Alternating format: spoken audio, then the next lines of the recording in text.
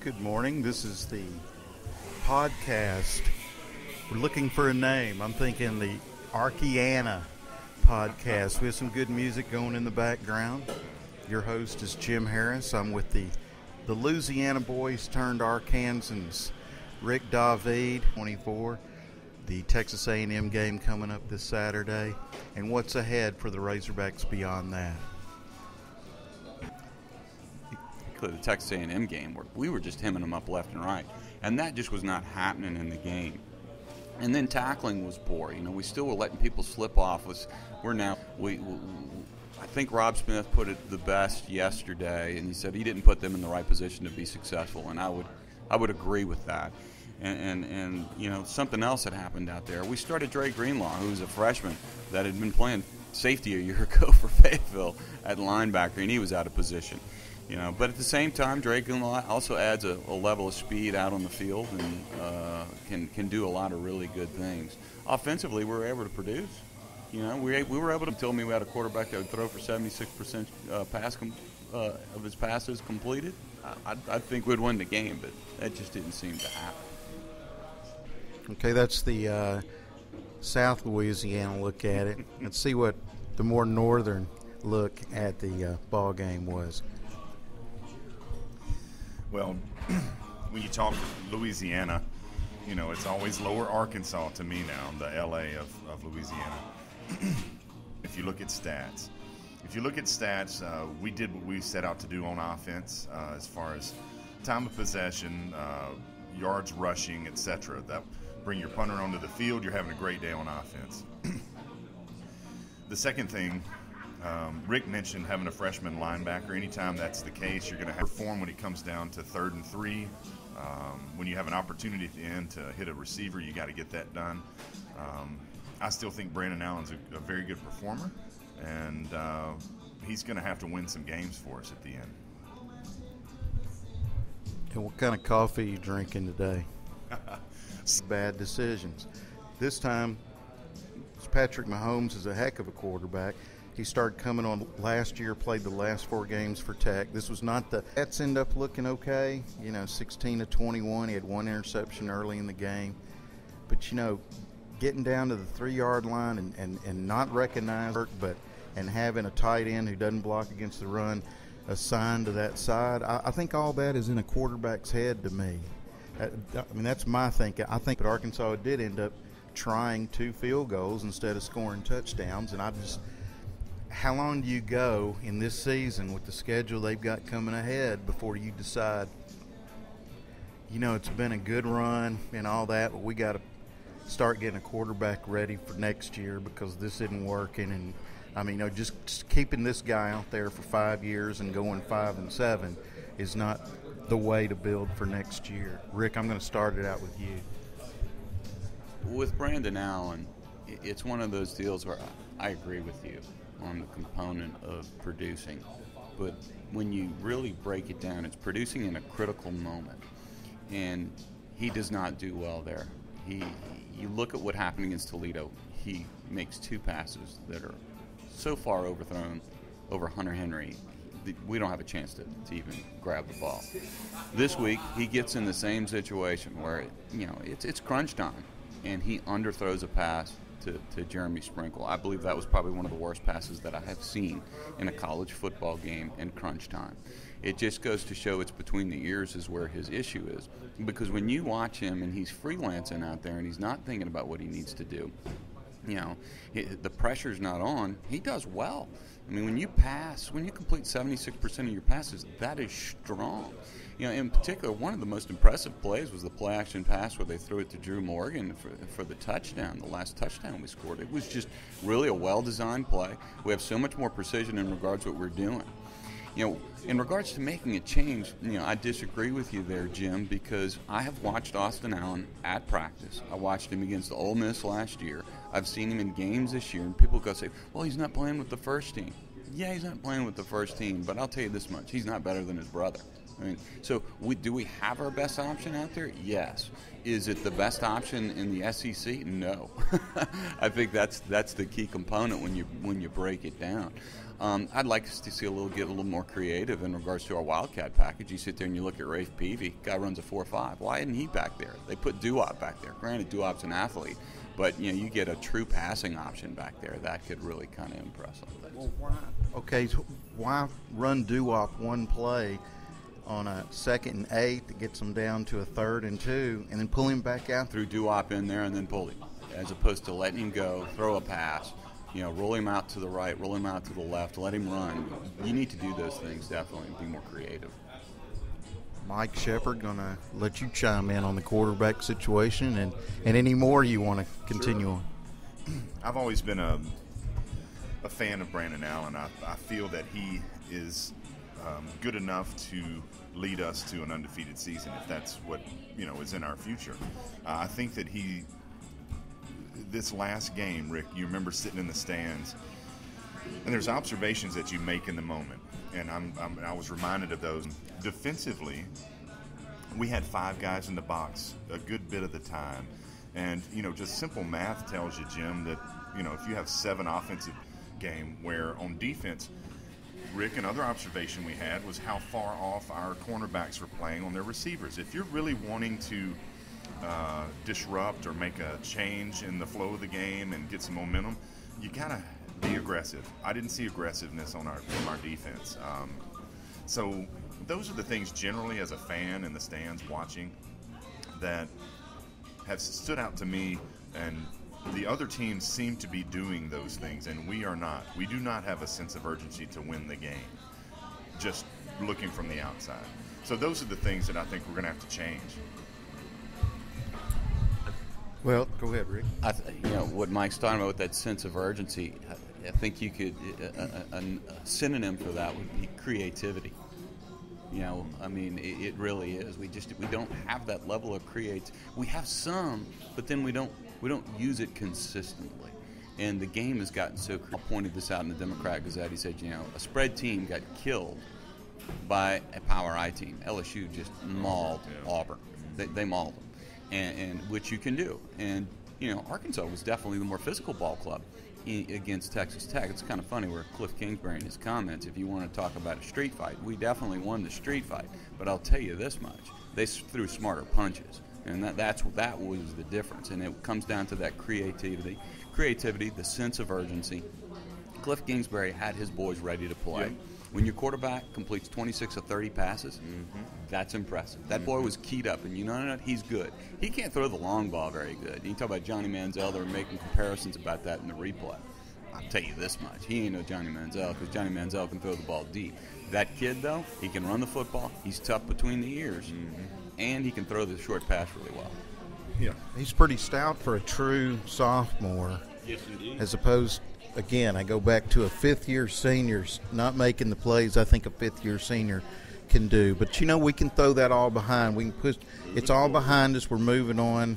If you listen to Cliff Kingsbury, Texas A&M is going to do what Texas Tech and Toledo did to Arkansas. If you listen to all that junk he said Saturday night, I think he should have kept his mouth shut, personally.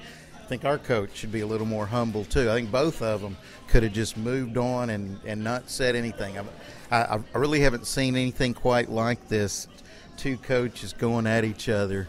But all that beside the point, you got Texas A&M, who is creative, does have a creative offense with similar to what Kingsbury's doing and what he did as offensive coordinator there. Kevin Sumlin's dreamed all this stuff up. Now, how does Arkansas turn the page and get on to where they can stay on the field this Saturday? Number one, you got to look at the strength of this football team. We're strong, physically strong, and we are a physical ball club, especially on the offensive side of the ball. We recaptured that we didn't have in those first 2 games against Texas Tech on the offensive line. We pushed them around. We need to be able to do the same thing against better talent this week. We need to keep the offensive game plan similar in that the precision in the passing game needs to be there, mixed in with some really good runs. But like we talked about, the creativity definitely is going to need to be there because it's going to be a high-scoring ball game. But the defensive side of the ball is going to dictate whether we win or lose this game. And at quarterback in the fourth quarter is going to determine whether we win or lose this game. If we don't pursue better and get better angles to the football, I don't care what scheme you run, you're not going to get it. You need or who you play. Yeah, it's you take the right angle and you run to the football. We didn't run to the football like we did last year. We ran to the ball better against Toledo than we did against Texas Tech. It was like we were unsure of ourselves. You could tell the spread offense was kind of wearing on us, and we got tired. That once again goes back to two-a-days. You need to have those. In the grand scheme of things, if you look from a macro view of really what's transpired since August 1st to today, the biggest mistake that Bret Bielema made was not doing two-a-days, getting his guys in condition to play. Just think if we would have opened up with Oregon in the first game, we would have been so out of shape, they'd have run us into the ground. If you think about your ability to be in condition day one to win a football game, we did not do enough there. But Texas A&M, I really think it just boils down to taking the right angles and having a more aggressive, creative scheme on the defensive side of the ball. You know, we're as fans, we're either apathetic or hot right now, and it's because this was not expected. But take some comfort in this.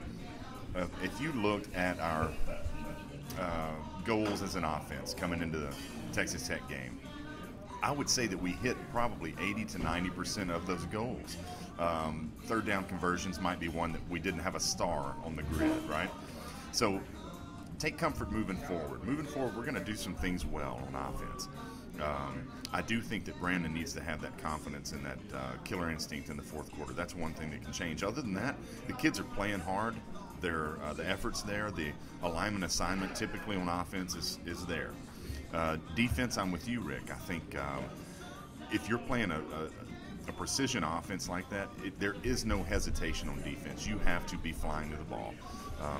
One play can equal a touchdown, and that's what we'll face with Texas A&M. So hopefully, sometimes these losses will bring out a different side of a team. Hopefully, there's nothing to lose now. We're showing up and we're trying to beat Texas A&M. We're not worried about winning the SEC West. We don't have all the accolades out in front of us now. Hopefully, these guys will show up a little pissed off, honestly, making that extra play on defense. And that's where the difference is going to be on Saturday, is on our defensive side. What is the problem going on with I'm asking you guys, since you, Mike, you volunteer coach now, and you obviously, still work out, keep in shape. Rick, you too. You guys know you run a lot. What's with all these sudden broken bones in the feet, broken or hurt feet? I think in Jonathan Williams' case, that was more of a ligament tear in the foot, and that was a compression injury on a tackle. But you're still seeing foot injuries here and there for the Razorbacks, knocking Keon out. And then, some have been fluky, but can you put your finger on why we're hearing so many foot injuries with the Razorbacks? I think, when you assess it, you've got to look at it. Well, there's a trend there, and whenever you get a trend, there has to be a cause and then an effect, right? And that's what we've got to look at. What's the cause of this? Are they flukes, or is it something that we're doing in our conditioning that is impacting, in particular, skill positions? That's where we're really seeing it. You're not seeing it in the secondary. You're seeing it at wide receiver, and you've had one at running back. But the one at running back, I'd kind of exclude from it because somebody landed on him. That's going to happen. So I don't know. Once again, you also got to look at how did two-a-days play into this. Not doing two-a-days. You really look at the injuries in the NFL. There just seems like a whole lot of injuries, but maybe it's because everybody's so protective these days. There's issues around concussions that are creating situations where coaches aren't pushing the limit like Mike and I were pushing when we played for the Hogs. And you may see more injuries because of that. I don't know, Mike, what's your perspective? Well, I would want to talk to Dean Weber, number one, to get a good opinion of this. But as far as foot injury, I can't recall where that was a trend on any team. So I don't know if that's a trend that's going to continue with the Hogs. It could be just a blip. Back when we were playing, we wore knee braces, and they tracked the data and the injury data with knee braces on, without, and they swore that knee braces prevented a lot of injury. But now nobody wears them, so it's so much has changed, and I would want to talk to an expert on that. Yeah, you know, back in the day, I think you guys were there when we did this. I think Dean came up with this to maybe give them a less chance of catching their cleats in the AstroTurf. Back then, we used to water the AstroTurf to make it not grab so much, because there was an idea that there were more knee sprains and tears because of that. Now, here's something I'm going to throw out to you guys, and this is not an Arkansas thing at all. It's more college football in general. But strength and conditioning coaches are pushing these kids to maximums in the off season. You see this all over, and then you look back and then say the coaches, on the other hand, are backing off in how much they push the kids. And I know this is from a highly acclaimed orthopedic surgeon who says he sees it in his practice, that the strength and conditioning pushing that's going on, he feels like he sees many more lower limb injuries than he used to see. You know, we're carrying way more weight than we probably physically should, and then we're pushing more weight than we probably should. There's a lot of people that'll throw that back at you and say, no, the more you work, the more it strengthens you and everything. But isn't there a human body limit to all this? And I say this to you, Rick, because you are involved in the healthcare field. You know, when it comes to the weight room, I'm going to disagree with the comment in regards to the weight room, because we all maxed out. I mean, you know, all of us had, you know, I was a defensive back. I put 500 pounds on my back and squatted before, and you know, I suffered a meniscus tear trying to tackle James Rouse one time. That, you know, and that was just a twist of the knee. I think the strength and conditioning is the good part of it. What I think is the bad part about college football, they play college football 365 days a year, and that wears you out. A good friend of ours that we play football with, Steve Hudson, an orthopedic surgeon here in the city, he talks about baseball players. He goes, baseball players need to start playing football in football season, basketball in basketball season, and playing baseball in baseball season. Because guess what he's going to see? He sees a ton of Tommy John stuff because it's overused. So when we look at the game, it's really kind of looking, are we practicing too much is more of an issue. And that is the burning question here. You know, people, the amount of football they do now is so great thing about it is you didn't have to put a helmet on for the next, 3 months. It's such a wonderful time of the year. So these days, especially having children in high school football here in Arkansas, the thing that hits me over and over is, my goodness, they're playing football year round. I'm with you on the strength training, torn that muscle down, and if you go out and try to use it again, you're going to have injuries. As far as year in 365 days a year, I think that would play more of a role than the strength training. So that's my opinion. You know, when I think about Owen Kelly, he was our strongest guy on the team when we were playing. And Owen squatted 750, 300, 800 pounds, right? Owen was never going to blow a knee out. He was never going to blow an ankle out, and it was because of the weight room. John Stuckey was the Ben Herbert back in the day. I mean, he was the man. Remember, he left Arkansas and built Tennessee into a national title contender, and they won. We were on the cutting edge of the strength and conditioning program back then, and we didn't have these freak injuries. Yeah, and, let's remind ourselves that training and the knowledge base of all these guys that are the experts like Herbert is superior. They're training in a much more efficient way and manner. Their diet is so much better these days, and if it's the weight and overuse and the weight on the body, we're not having those injuries with the linemen. So I think that they're doing things in a very good way. I think this is probably just a one-off. So what's your pick for this weekend? As far as the Hogs, that's a tough one. Rick, we were there last year. This is our retribution game we've had on the calendar. That was a tough one last year. I got to go with the Hogs. I believe them. In them, I'm a big fan. We're going to win by 1 point. Mike is more optimistic than I am, to say the least. I've got to believe that Rob Smith is going to get those guys ready, but Texas A&M, they've got some little guys that can really run around, and Speedy Noyle and Christian Kirk. Unfortunately, I'm going 42 to 27. Yeah, I was looking at it like 45-21. I just think in a speed-wise look at this game, they've got us in so many spots. My last question for you is this.